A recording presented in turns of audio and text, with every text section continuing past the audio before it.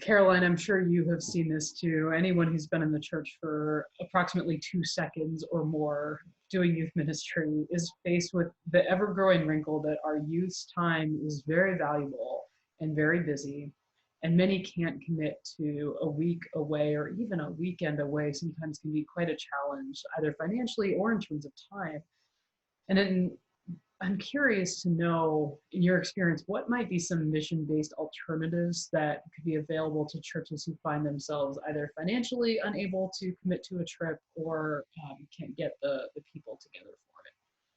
Right. I think the finance and the time piece come at it from different directions, but it's the same problem, right? How do we do this in a different way than a 1 week long distance travel, expensive, short-term mission? And there are a lot of opportunities.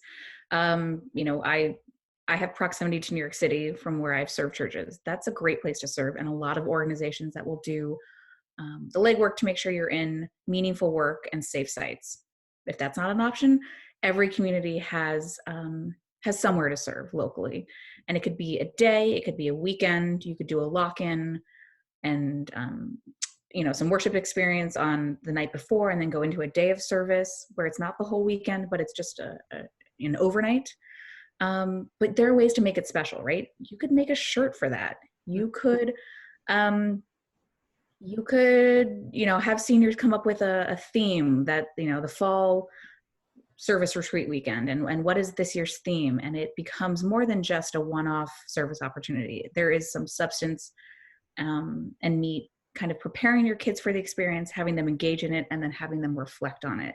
The things that we would do and the practices we would engage with on a mission trip away can be employed on a day trip, on an overnight.